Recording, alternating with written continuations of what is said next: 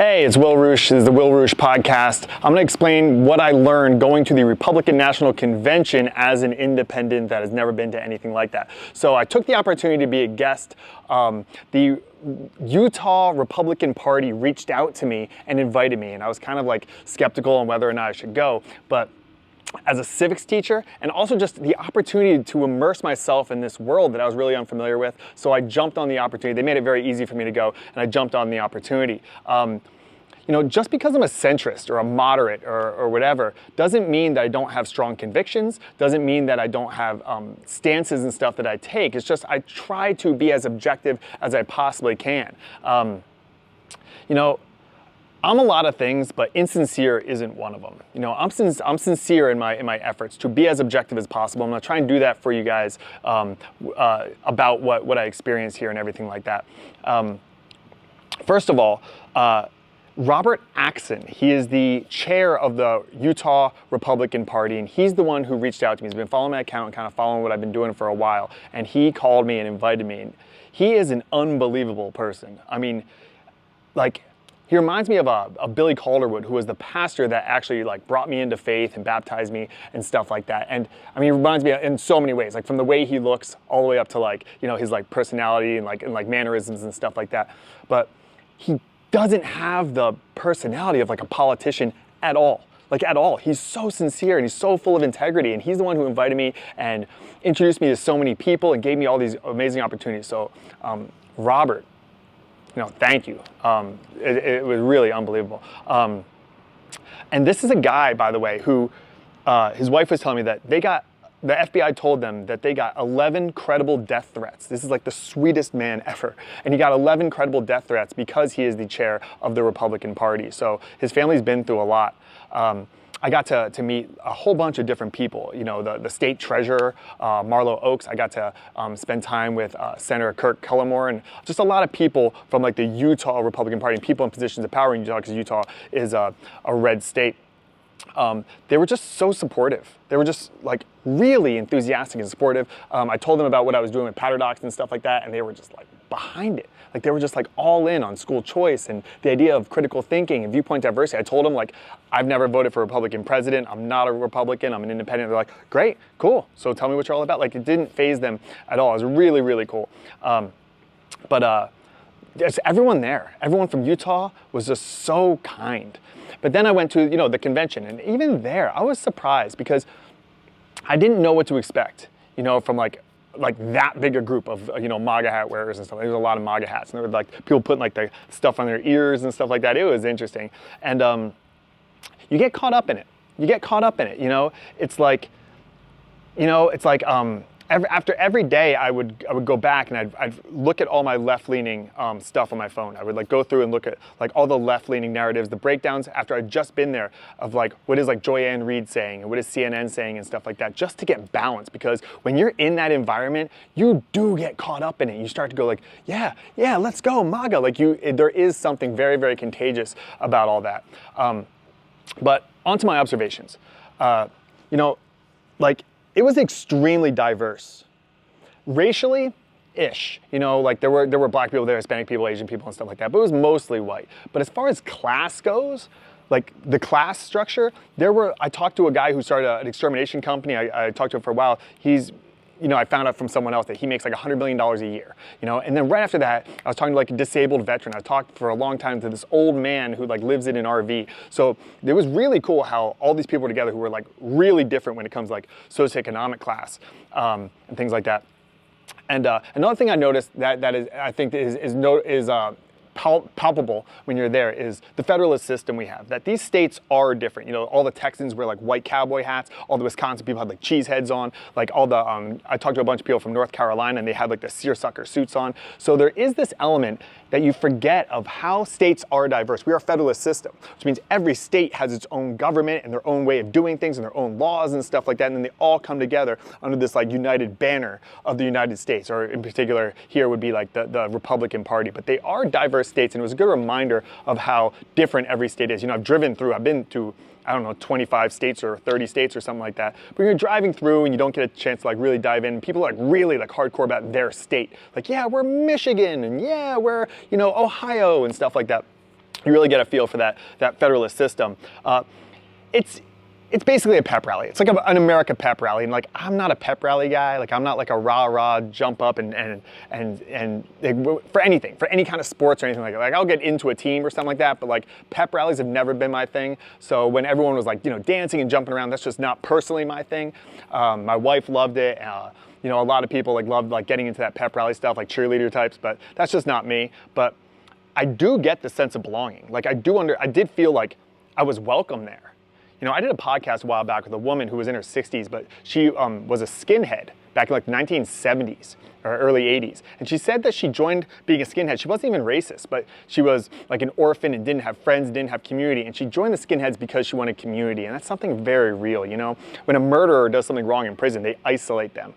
So that sense of community was so there. And like people were just welcoming. People were like putting their arms around you and saying like, you belong here. They didn't even know who I was. But like that feeling of belonging was very, very palpable too. That was something that I definitely noticed that I didn't really expect. You don't get that if you just go to like a stadium and watch a sporting event the same way. You do a little bit, if you're like rooting for the same team, but not like this. Like this was really, really hardcore as far as like the community element goes.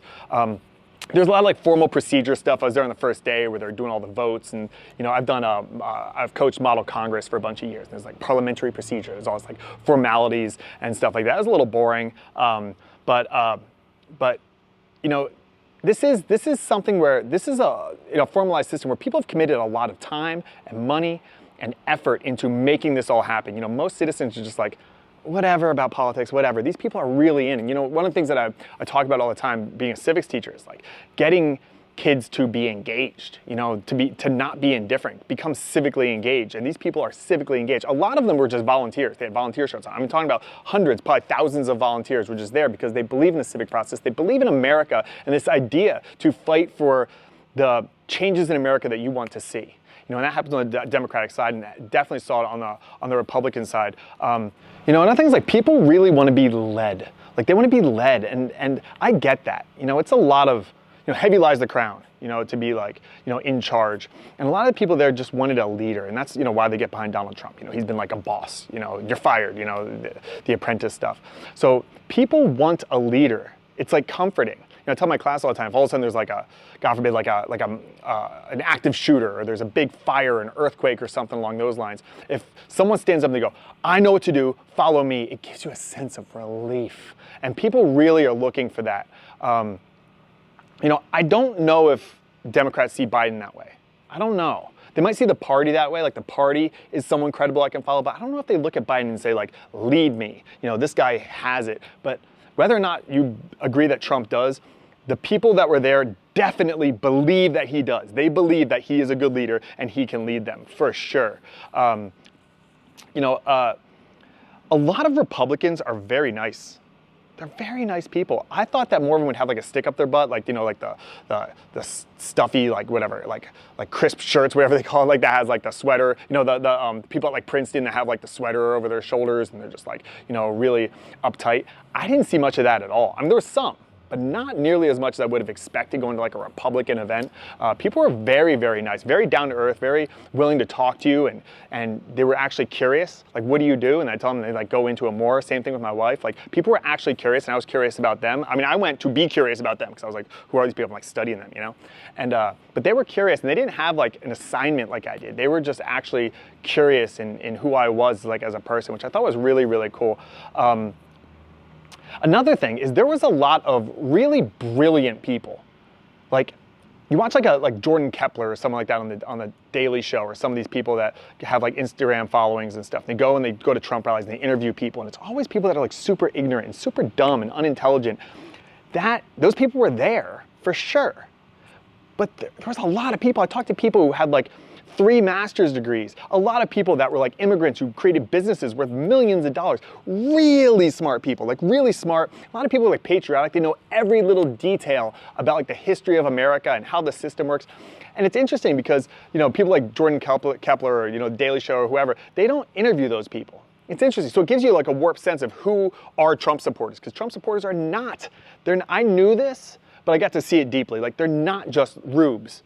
That's not what it is. There's a lot of really smart people there, and there's rubes, and there's like simplistic people. There's all kinds of people that don't know what's going on. They just kind of rah-rah, and there's, you know, racist people there and all that kind of stuff. That's a cliche too, but that wasn't the norm that I saw at all. So I think it's misleading about who is actually, you know, supportive of Trump. You know, I saw that it was like a lot of working class folk, and then there was a lot of like really like highly important, wealthy, you know, connected business people as well.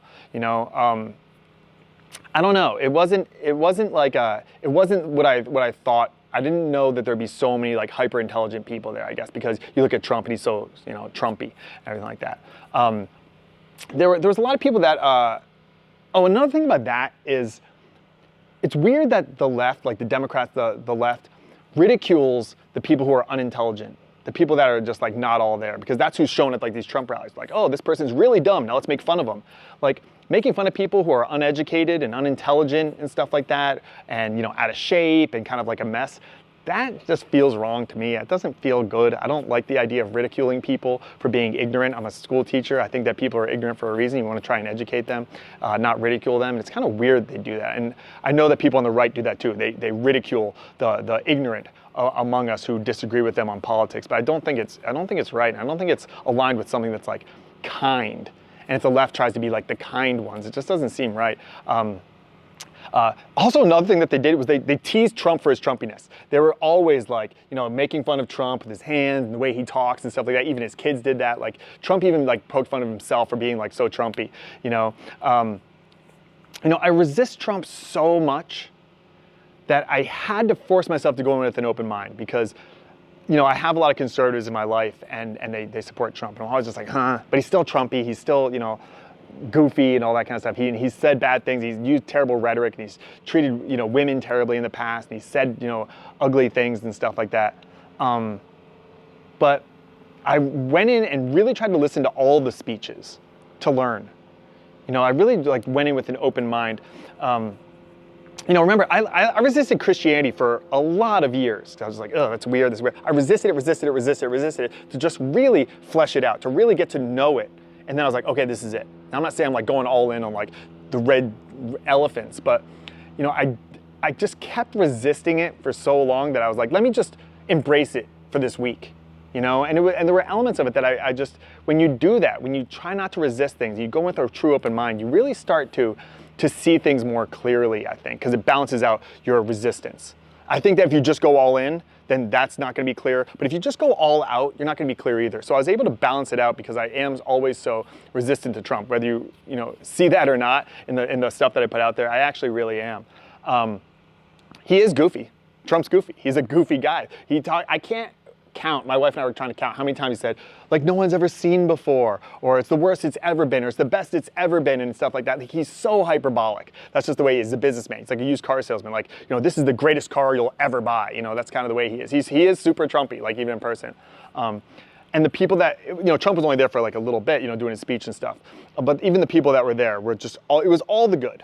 Obviously, they're selling you on him as the next president and winning over the Senate and stuff like that. So it was all the good stuff and none of the bad stuff. So they used hyperbolic speech. They you know, fibbed. They lied about, you know, certain stats and where things came from and stuff like that, because that's politics, and politics is super dirty. You know, someone said to me when I was asking them about Trump, they said something like, a vote isn't a Valentine. You know, you're not picking a candidate that you're not confessing your love for that candidate. What they say? It was like, Trump, a vote is not a Valentine. You're not confessing your love for the candidate. You're voting like it's a chess move for what's best for the country. You know, and there were a lot of people that were like that. Like, you know, look, he's not ideal, but he's the best for the country. Of our options, he's the best for the country. And that's, I think, a reasonable take. I think there's a lot of reasonable people that go, yeah, he's not the ideal, but he's better than the alternative. And we're in this binary system. And I talked a lot about maybe voting for RFK and stuff like that, but the chance that RFK gets in, barring some sort of, you know, terrible act, someone dies or something like that, you know, the whole system gets changed drastically in the next couple of months. You know, it's going to be Trump or whoever the Democrats put in. And I think that's that thinking like, look, I got to make a chess move about what's best for me and my family. And I think that makes sense. You know, his speech, Trump's speech, it was unifying. I wish it would have been more unifying. If you read Melania Trump's letter, I thought it was better. You know, it would have been nice, just me being me, if Trump came out and said like, look, I've contributed, you know, ownership. Not really Trump's thing, but like ownership of like, I've contributed this kind of like dangerous rhetoric a lot myself, and I'm gonna pull that back because I think it's a perfect time for you. I wish he would have been more unifying. His speech, the beginning part where he talked about what happened was really powerful, I thought, but then it just kind of went into like regular kind of Trump speech. You know, if he would have said something like, I don't want to do that anymore, I don't want to contribute to that anymore, that would have been cool. But his speech had the same string of like, you know, terrible stories about like illegal immigrants killing people and stuff like that. But he also had a very like business heavy speech. You know, like the speech was very business heavy. He talked about, you know, like, you know, how he's gonna, you know, there was a big rant about no tax on tips. You know, which is like wins over a lot of like working class people. There's a lot of talk about working class, like a lot. Like they had the head of the Teamsters union there, which has never happened before for the Republicans. You know, I think the Democrats are going to talk about how their job numbers. They're going to talk about numbers a lot. Look at these graphs. But Eric Weinstein's talking about how they changed the CPI, about like inflation is down. It's not like they changed how you calculate stuff. They say like jobs have increased, but it's part-time jobs, not full-time jobs. You just have to change a little bit of the language and a little bit of the way you measure things, and then it goes up. You know, I have a friend who's a highway patrolman here in California, and he was talking about how you can like, you know, shoplift things, and he arrests people and they're right back on the street. I was like, why? Why are they not cracking down on crime? And he said, here's what it is.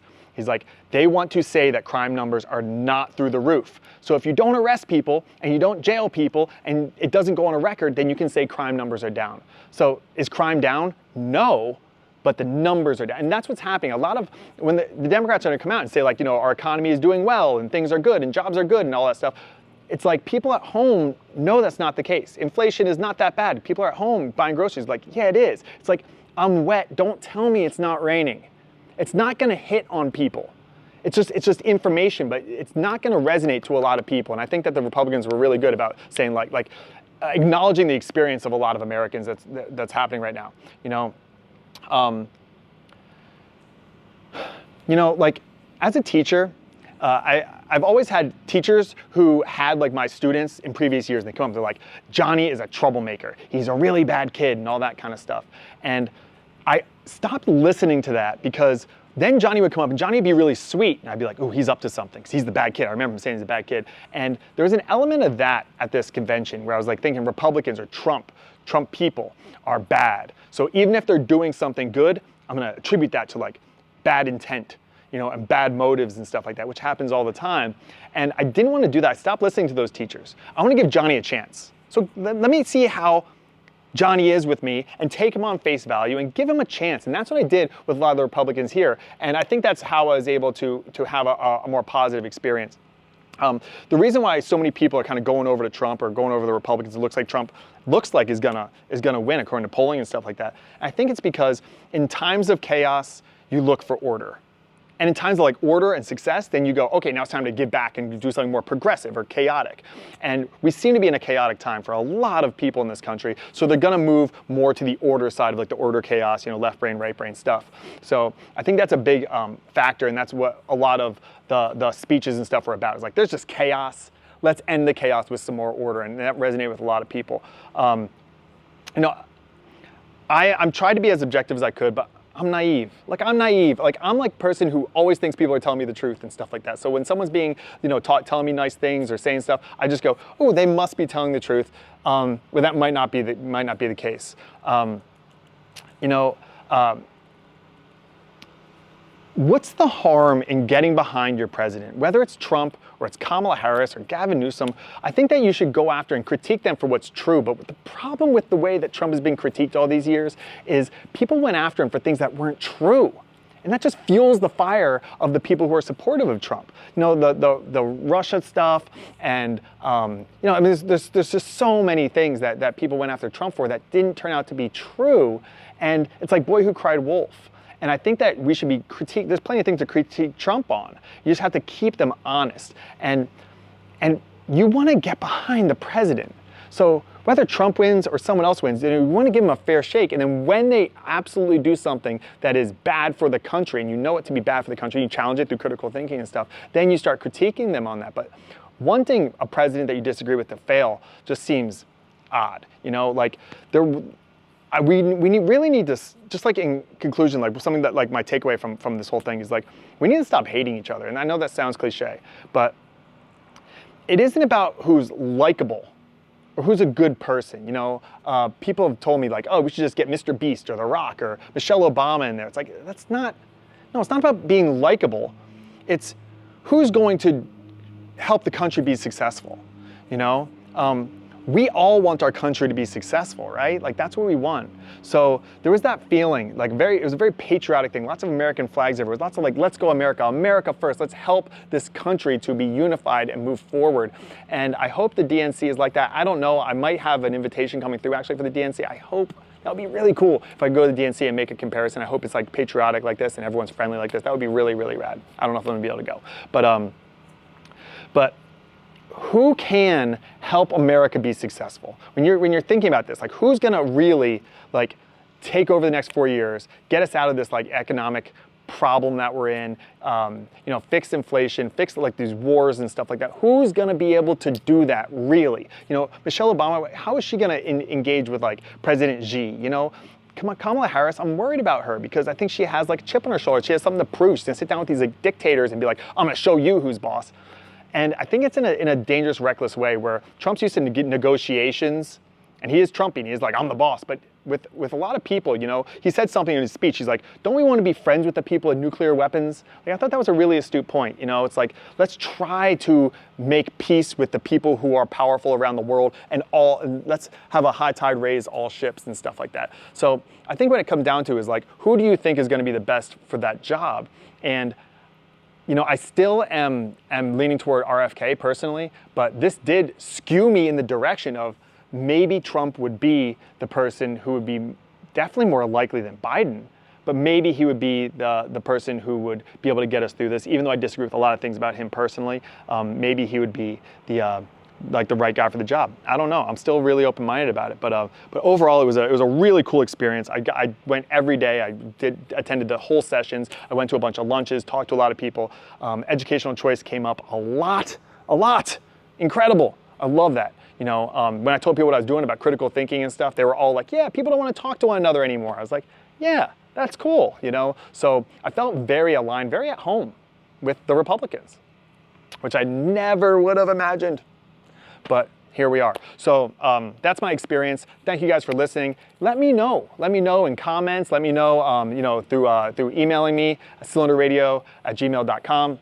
You can find me on Instagram at Will Roosh, all these kinds of things. And let me know what you think. Let me know what you think about this kind of breakdown and how I could have been better, because I'm always in this learning. If I end up going to the DNC, I want to be as good as possible. So thank you guys so much for watching.